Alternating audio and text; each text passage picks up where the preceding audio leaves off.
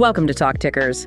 This is the show where we strip away the noise, the PR fluff, and the corporate jargon to get straight to the numbers, the risks, and the operational outlook. No spin, just the bottom line. Exactly.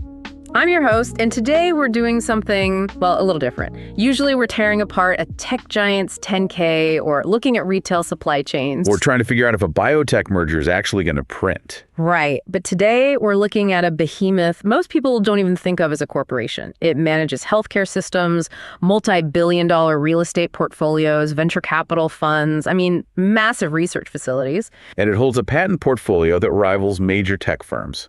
It operates, for all intents and purposes, functioning cities within cities. I'm talking about the University of California. It's a fascinating angle. You hear university, you think classrooms, maybe a football game. But if you look at the sheer scale of the UC system, it operates just like a Fortune 500 conglomerate. And they recently released what is essentially their annual shareholder update, the 2025-26 compliance and internal audit plans. Most people would just glance over that. University board meeting, who cares? But we see a board of directors approving a strategic roadmap for risk management and revenue retention. And looking at these documents, this isn't just business as usual. This is a massive organization bracing for impact. That is the headline here. When you really parse the plans, you see this distinct shift in how the organization views risk. We're seeing a hard pivot toward federal alignment and operational efficiency. They are tightening the belt. And building a fortress around their federal funding. So let's map out this deep dive. First, we're going to look at the forward guidance. That's the compliance plan. The regulatory headwinds. Then we'll analyze the operational audit, the internal audit plan, which tells us where they're actually spending money to fix things. And then the fun part. And finally, stick around because we will close with our This Is Not Financial Advice segment where we pitch a trade idea based on all this data. Right, let's get into it.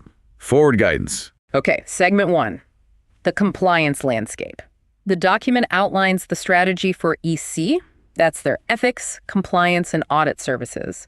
And when I look at their top risks, I see one screaming theme: protecting the bag. Specifically federal money. That is the overarching theme. The term they use is research security. But financially, you're right, it's revenue retention. You have to understand their business model. It all runs on grants. Billions in federal research grants. It's their lifeblood. And the regulatory environment in D.C. is changing fast. The plan explicitly cites National Security Presidential Memorandum 33, or NSPM 33. NSPM 33.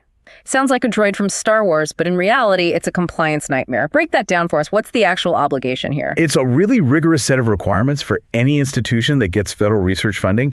The UC has to certify that they have a research security program. This isn't just checking a box. So it's not just a promise. No.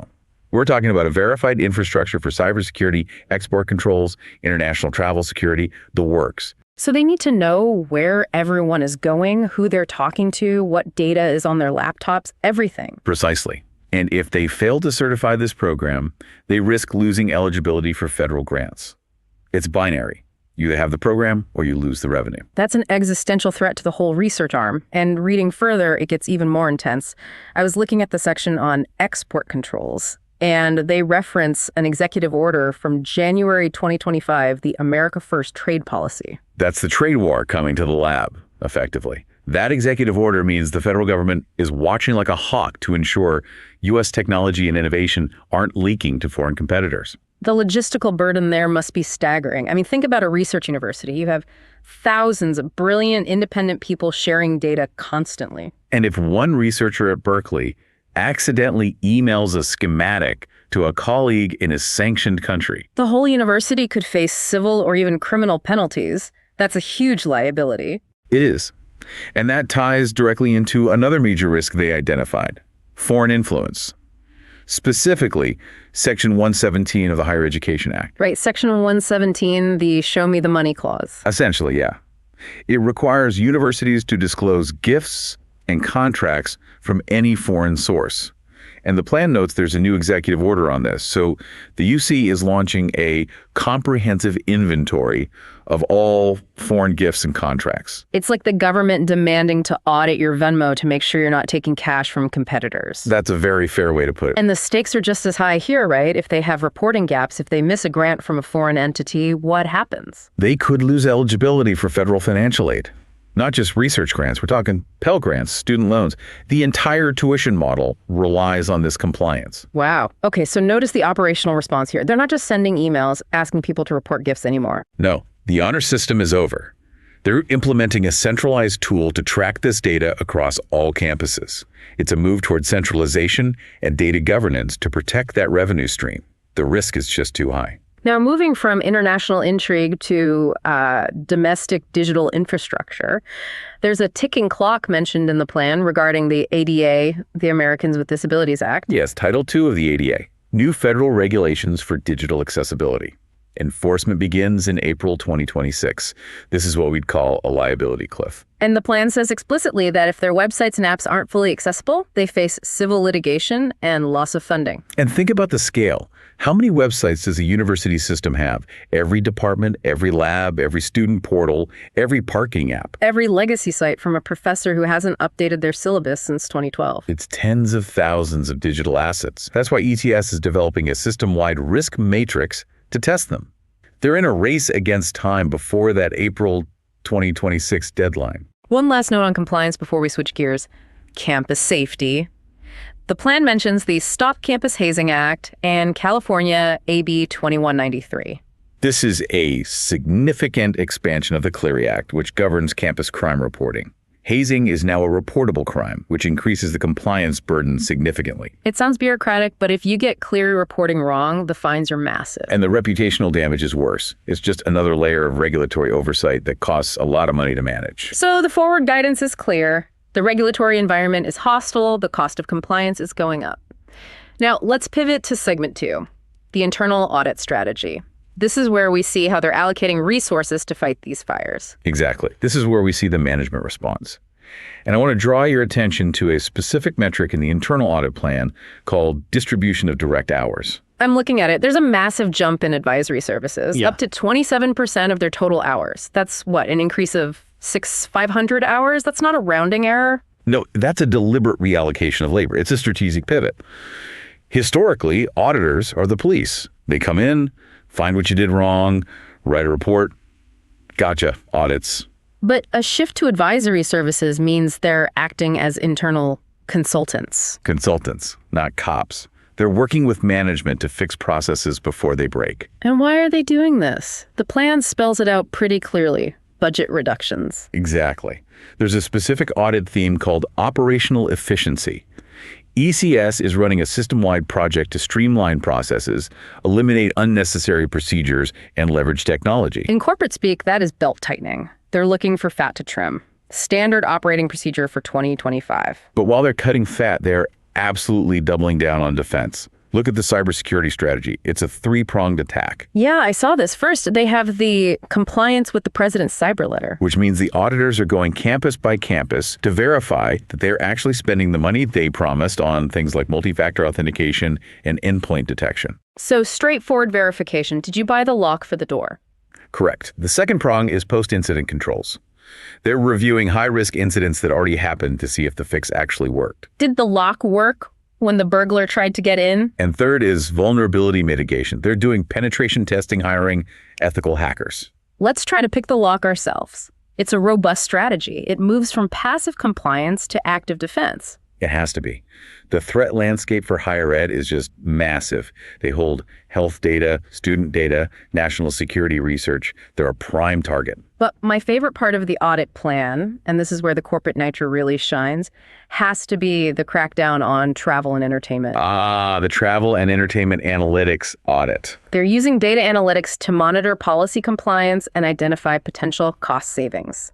Translation: bad news for anyone trying to expense a steak dinner on a grant. It's consistent with the theme. In the past, you've maybe manually checked 5% of expense reports.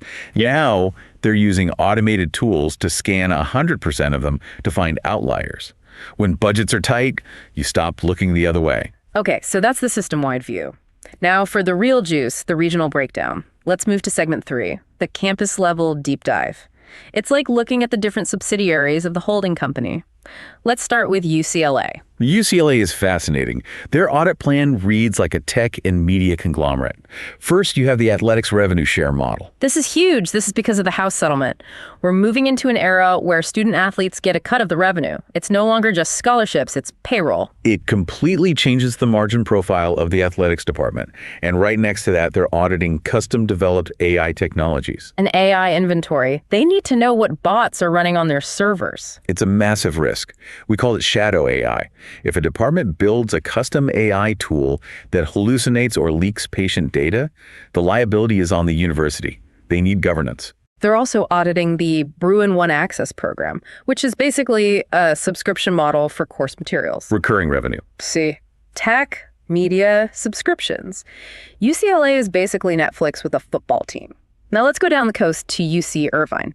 This one felt different. Irvine is more heavy industry. They have a very specific audit on medical and hazardous waste disposal. Which sounds boring until you know the context. Exactly. The context is the $49 million settlement Kaiser Permanente faced for unlawful disposal.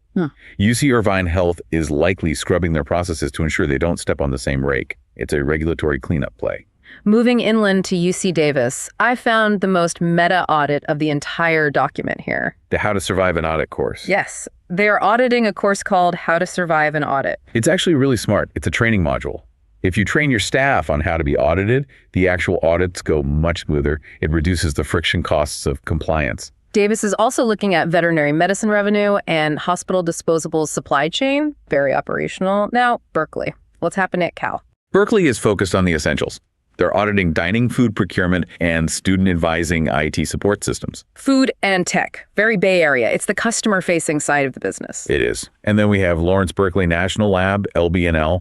This is the energy sector play. Right. This isn't a campus. It's a Department of Energy lab managed by the UC. Correct. So they're auditing home office costs and the Emory Station East lease. This is pure contract compliance. When your client is the Department of Energy, your billing hygiene has to be perfect. Finally, let's look at the growth stock of the portfolio. UC Merced. Merced is auditing their transition to NCAA Division II. They are scaling up, moving from the minor leagues to the majors. And that requires a completely different level of compliance infrastructure. It's a classic growing pains audit. They're building the chassis for a bigger car. So what does this all mean? We have a massive organization tightening its belt, automating defenses, aggressively managing risk. Which brings us to our final segment. This is not financial advice. And the disclaimer. We are reading government documents, not crystal balls. Do your own diligence. We're just two voices on a podcast. Exactly. But if I were a trader looking at this earnings call, looking at where the money is going and where the panic is setting in, here's the trade. I am shorting manual compliance processes, and I am going long on RegTech, regulatory technology. Okay, walk me through the rationale there. Why is this a buy signal for RegTech? Look at the sheer volume of new federal requirements we just talked about. NSPM Sum 3, Section 117, ADA Title II, the Stop Campus Hazing Act, all of it. And the America First Trade Policy. Right. The university cannot manage this with spreadsheets and email. It is physically impossible. They don't have the headcount. They are explicitly asking for centralized tools for foreign gift reporting and AI governance frameworks. So you're saying the moat for companies that sell compliance as a service to higher education just got 10 feet deeper? Exactly. A university isn't a software company. They don't want to build these tools. They want to buy them.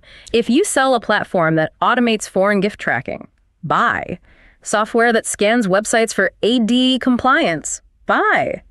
AI governance tools, buy. The demand is inelastic. They have to have it. The UC is telling us, in black and white, they need these tools to protect their federal funding. They will pay for the software because the software is cheaper than losing a $1 billion grant. It's a solid thesis. The cost of non-compliance is loss of revenue. So spending on compliance tech isn't an expense, it's an insurance policy. And insurance is a recession-proof business. That's the trade. Long RegTech, short the clipboard. I can't argue with that logic. It's a clear signal from one of the market leaders. Remember, read the footnotes, watch the audits, and we'll see you next time on Talk Tickers.